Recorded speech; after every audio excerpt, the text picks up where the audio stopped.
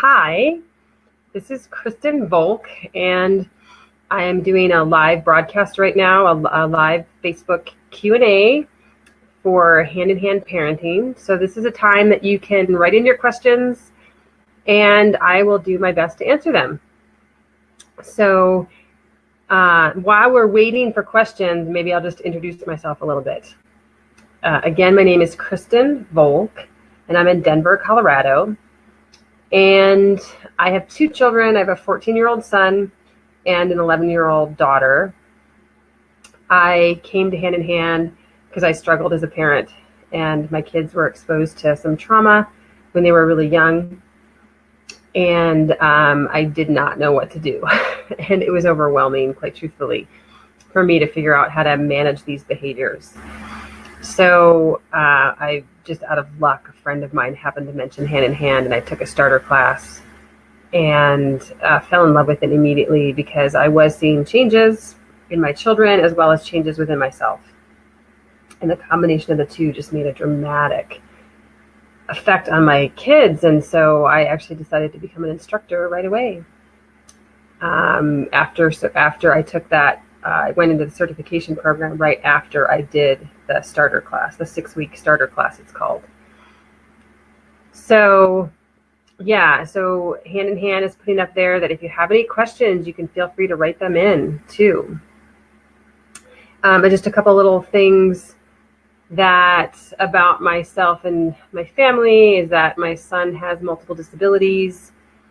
I'm also familiar with trauma. I'm a single parent. So I also know just kind of how hard it is to parent on a regular basis. So I'm just going to wait and see what kind of questions you guys might have for me. This live event goes on for 30 minutes. So I'm hoping I can get to a few questions here and look forward to it.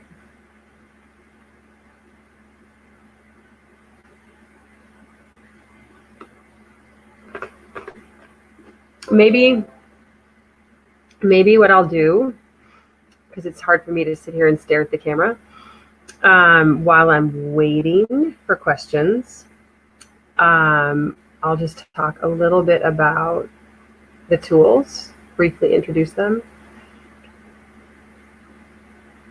Oh, okay, so here is the question. So a mom was asking, this is someone from Hand in Hand actually, who says that a mom was asking her yesterday about what we suggest for kids who fight at the dinner table.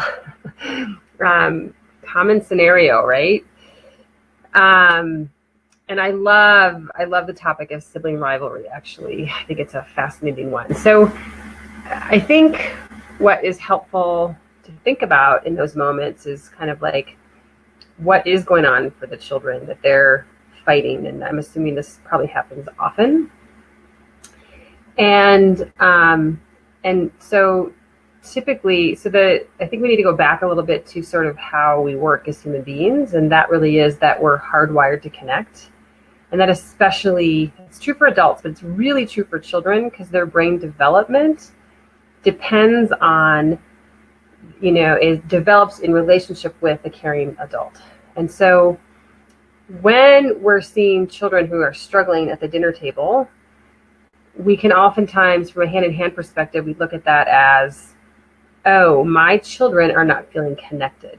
And this is when they go off track. This is when the worst part of them can come out.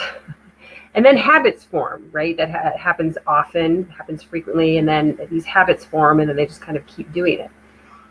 And the dinner table can be hard, too, because I don't know what age of the children are, but when I don't know if the parents are working or not either, but if you think about it, if the kids are in school, if the parents are working, if one or both parents needs to cook or, take out the dog or clean up something or make a quick call, like there's not a whole lot of connection that's happening in that, what I'm describing. All those really normal activities for many of us, there's not a lot of connection happening. And so what I would recommend, there's lots of things to do and way more that I could ever get into on a call like this, but I would really recommend focusing on connection. And it can be something as simple as doing a wrestling roughhousing session right before dinner, for example. Helping people to get connected. So what roughhousing typically consists of, and when I talk about, or when Hand in Hand talks about, how we play and how we work together with our children, there's some nuances that we typically offer in that experience. So with roughhousing, what that really looks like, what you want to focus on is play to connect. So the roughhousing, you want to create you want your children to be laughing. So, because sometimes we scare our children when we roughhouse with them. And so when we roughhouse, like wrestling and, really fun, adventurous, full body wrestling, we want them to be laughing. We don't want to be tickling them because we want it to be organic. And so roughhousing is a great step in terms of creating that connection to get your child laughing, but make sure also that the child is winning. You can offer some resistance, don't make it easy, but let the child win. This is how they can start to really feel empowered and connected to you. So, and oftentimes they find that hysterically funny too, when they win and you follow her with a big, and you really get them and you're like, no, you got me. So embellish it, make it dramatic. And that's a really good way to create that connection that you can bring with you to the dinner table. And so I would also recommend special time, but there's lots of other questions coming in. So I'm going to look at them, and my guess is that we're going to get to special time here as well. So if you can bear with me to get to the first question, because the last one is what comes up. So Devin Wagner Martinez, I have a 3-year-old who refuses to nap during the day because the sun is up, but also wakes often at night for milk. She is very persistent in both situations, and I need help for either enforcing a nap or helping her to sleep more at night. Okay, that's one question. I'm sorry, I didn't see the one before it, but I do see there's a lot of questions here now. So, my son, Caroline Evans Dixon, my 5-year-old struggles with separation anxiety, pretty severe. When she went to preschool, she had to be pried off of me each day. At pickup, she would say she loved preschool and couldn't wait to go back. And interestingly enough, both of those can be true. So the way, I'm going to go back. I'm going to try to answer both of those, but I'm going to go one at a time. So the separation anxiety, it really, I'm going to go back to that initial statement I made before about children are hardwired to connect to us. And so breaking that connection can feel like an emotional emergency to some children. Some children are more sensitive to others. And the idea with separation anxiety is that we want them to fill up their connection cup to create this felt sense of you that they can take with them in that separation process. Doesn't mean it's easy, but our tools are extremely helpful with this. And so I would start with the special time, which I mentioned about the dinner table thing as well, the dinner table conflict. But the special time is also great for separation anxiety, in that special time is a set amount of time that you spend with your child doing whatever your child wants to do. And so that really looks like, sweetheart, I have 15 minutes and we're going to do special time and I'll do anything you want to do. And your role as the parent is to just delight in your child. So if your child wants to skip along the sidewalk, you skip along the sidewalk with your child. If your child wants to have a tea party, you are fully engaged in that tea party. You just do whatever it is that your child wants to do. You give the child your full attention. So there's no sending quick text messages, no stopping to go to the bathroom or get a drink of water during special time.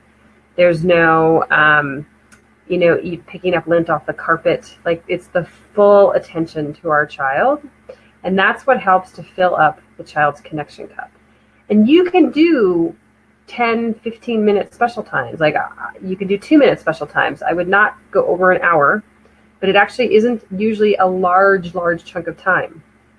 A lot can happen for a child in 15 minutes, but it's what helps to fill up that connection cup for the child, and that can help them to maneuver through that break in connection that happens when they go off into preschool. Another thing I would try, a lot of it depends on how much, time and patience you have. But, and speaking of that, with all of our tools, a big piece of hand-in-hand parenting for all of these like challenging situations, I very highly recommend to form a listening partner relationship with somebody where it's an agreement to exchange listening support with one another.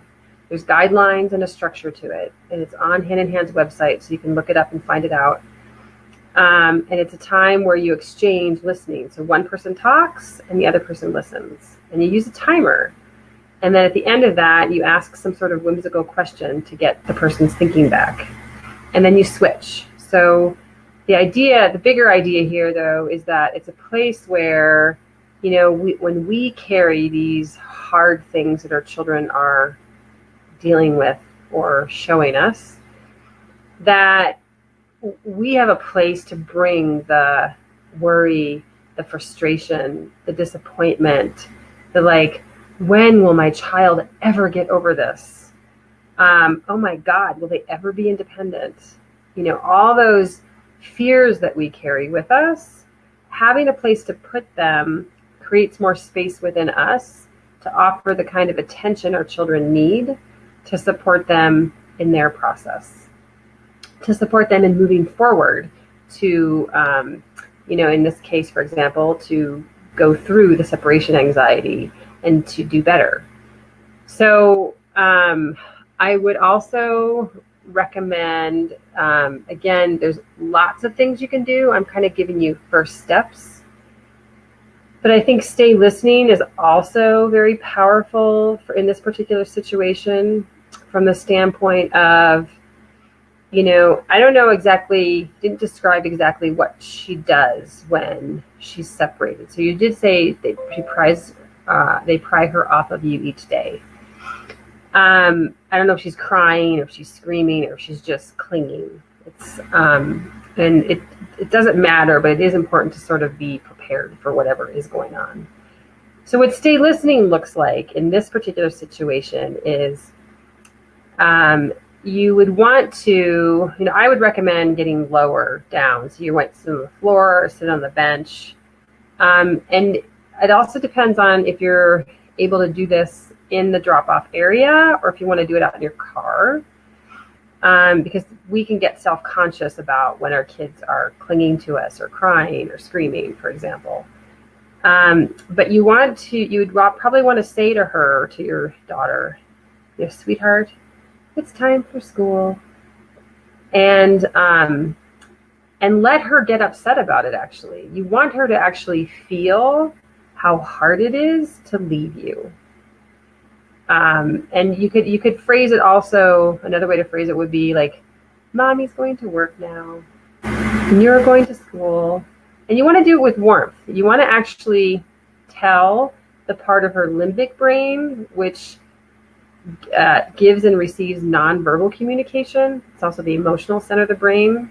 You want it to get the message that you want the child to feel that they're safe. And so saying these things warmly and sort of slowly as well. So it's not like, come on, it's time to go to school. I know we're often in a rush, but in this particular moment, it's like, it's time for school, sweetheart. And you let her get upset about it. So you let her feel the hurt of separating from you. But then at the same time, you continue to offer your warmth and your connection as she goes through her hurt. So you don't want to say much because, again, you really want to communicate with her limbic brain mostly, which again is more nonverbal. Because as she's hurt, experiencing or hurt, the verbal centers of our brain are also shut down. So verbally, we don't really want to say much when we stay listen. But saying something like, I know this is hard. And again, you want to just, your voice, your facial expression, your soft eyes, the warmth you're projecting are the things that actually let her to process and move through the hard part of separating from you. So that would be, and you can read more on our website about stay listening as well, and separation anxiety. We also have an amazing course on separation anxiety that goes through all of our tools and how to use them in this particular situation, on the Parent Rescue Squad series, and it's extremely reasonably priced. I think it's like $39. So it's a great deal too. So nice work. So I'm going to go back to Devin Wagner Martinez, who has a 3-year-old who refuses to nap during the day because the sun is up, but also wakes often at night for milk. She is very persistent in both situations, and I need help in either enforcing a nap or helping her to sleep more at night. Okay. And sleep is something that lots of people struggle with. So I'm so happy you wrote in about this, Devin. I would start with listening partnerships, because my guess is that as a mother with a child who doesn't nap a lot, is struggling with napping and not sleeping at night either, you're probably pretty fried, probably pretty tired yourself. And so when we get listening partnership support, and you can actually, in your listening partnership, you can get mad at your child. Like, you don't want your child to hear any of this. You don't want them to be part of the listening partnership. But you can say in that listening partnership, go to sleep, and what do you want to do to your child? And it doesn't reflect anything about who you are as a person. It's really more about what are the feelings that you have, that energy behind it, because those feelings are there when we're with our children. They're behind all the things that we say to them and how we show up. And so when we can work on all those feelings, we can show up in a different space, and we can set limits in a different way. We can set limits with support rather than setting limits with anger. And there's a huge difference there in how our children experience that and how they can move through what's hard for them. Because when we show up with anger or frustration or tiredness, they come back with that as well.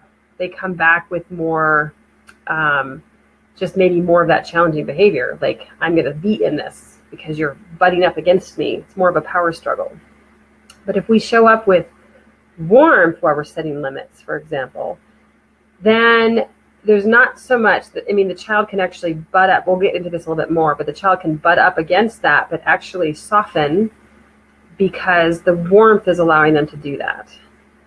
So in terms of specifically what to do, the listening partnership piece is really step one, because there's probably lots of feelings there, I'm guessing, understandably so. And then I would also, it's interesting because it's very similar to separation anxiety, oftentimes, of like, if you think about it, sleep is a time when a child is moving into their own space all by themselves. Even if we're there, even if we're nearby, they move into that on their own. And that can be quite scary. And especially sleep at night can be a time, the longest time of the day, that they're separating from us. So doing special time is a great way. And I want to also just add some more pieces of special time, is that you really want to do it on a regular basis, like a planned regular basis. So have it on the calendar, or just let the child know. Like for me, my children, like my son gets even days of the week because he has 4 letters in his name. And my daughter gets the odd days of the week because she has 5 letters of her name. So they always knew and always know when special time is. And so they can always look forward to it. And then I only do 1 a day, because I know that that's all I can handle. I can't handle more than that. So figuring out what it is that you can handle, and if it's one a week, that's okay. There's no judgment about that. It's just more like, what can I reasonably do that makes sense for me and my family, where I can have one-on-one time with my child. So doing special time would have a similar effect as it does on separation anxiety, in the sense of it fills up the child's connection cup so that they can have an easier time moving into that, going from, more aroused state to a more relaxed state, and into that all by themselves. And then you can also, I'm just going to try to find, like a different use of the tools too. So I would also recommend, well, with sleep specifically, stay listening is also very important, because you want the child to feel the pain of separating from you into sleep. At the same time, they're getting support from you.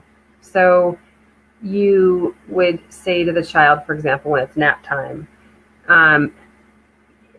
it's time for nap, sweetheart. Like, you give your warmth, you tell them what's going to happen, you tell your child what's going to happen, and your child will probably be like, no, no, no, no, no, or I don't know exactly how your specific child would react to that.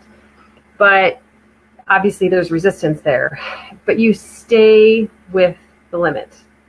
So your child might say, it's light out, there's no way. I'm like, and then you can respond, you continue to stay warm, you continue to stay, if you're on the bed or wherever that is, wherever that nap happens, in their room or your room, you stay in that place and you make sure the child stays. So I wouldn't let the child off the bed.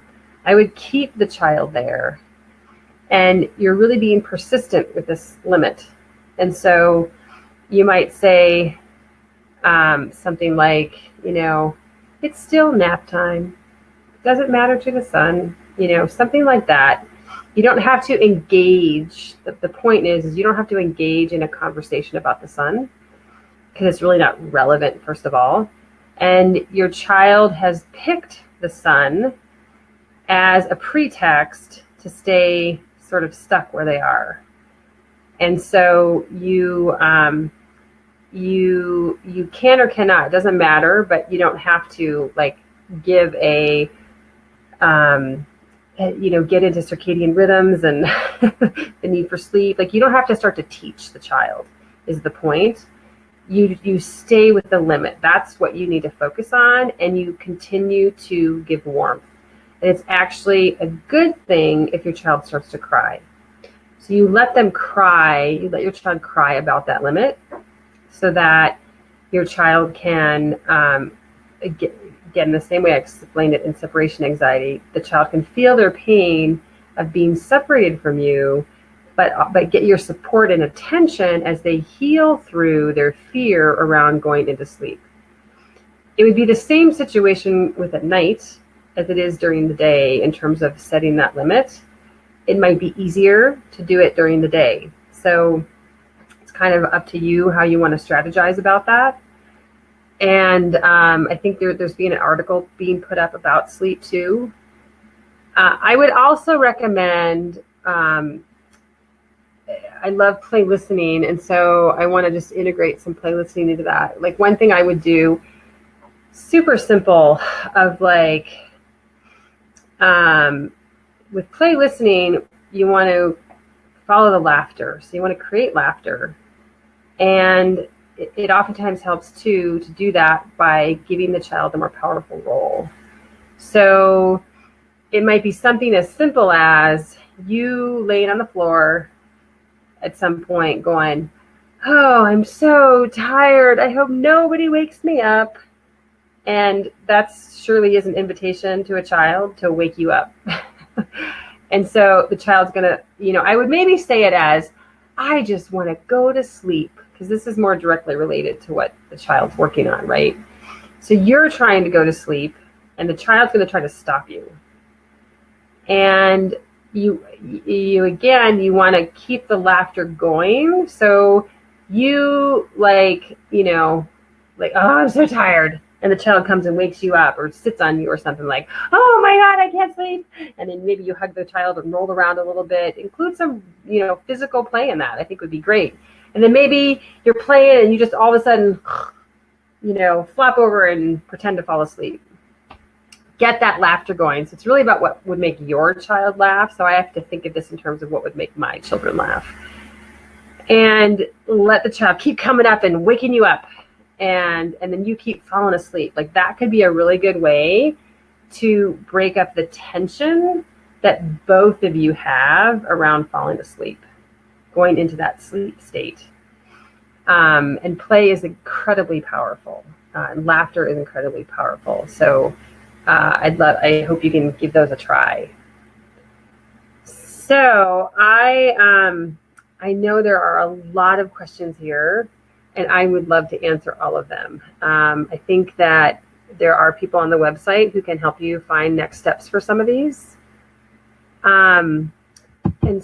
I don't think we're going to have enough time. I just want to see if there's anything else. I see. Okay, well, there's one more. It's a similar, sorry. Okay, so Devin is asking, how do you end special time smoothly? It feels like such an abrupt ending, and they obviously love it. It's a great question. So you always want to end special time with warmth. Thank you, sweetheart. That was so much fun. I look forward to special time again in 2 days or tomorrow, whatever your schedule is. You end it with warmth. Now, that being said, because it is kind of, a quick end to special time. So you end it with warmth. The child may have an upset at the end of special time because they've gotten all this attention, they've gotten all this warmth during special time, and then all of a sudden it's back to normal. So, but that being said, that if your child does have an upset, that upset is oftentimes can be related to disappointment. It can be related to, breaking connection too, like feeling your attention and not feeling your attention.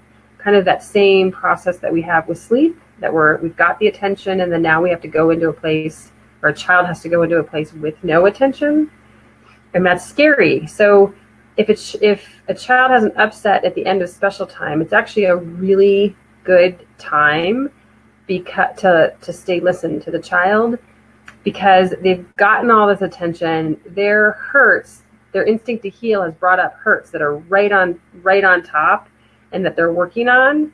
And if we stay listened to that, you can heal what the child is working on. And I think in this particular case too, it would be a great asset to the sleep challenges that your child is facing, to be able to be listened to right after special time, because they got all this connection and they're working on it, and then they're letting it go with your support. As long as they get that listening support with your attention, that's the formula that helps them to heal that. So, and it may not happen in one cry, right? Just to know that, like, it might take several, who knows? But just to know that it's a lot of work, and that's why getting listening partnership support is super helpful too, super important. So I'm going to have to close this call now, the live Q&A. Just to let you know too that if you're in Denver, I have a free talk coming up on setting limits on January 20th. And Hand in Hand is going to put up here some links to this. Also, I have a 6-week starter class starting in Denver on January 26th. I also have an online starter class through Hand in Hand Parenting that starts on February 7th.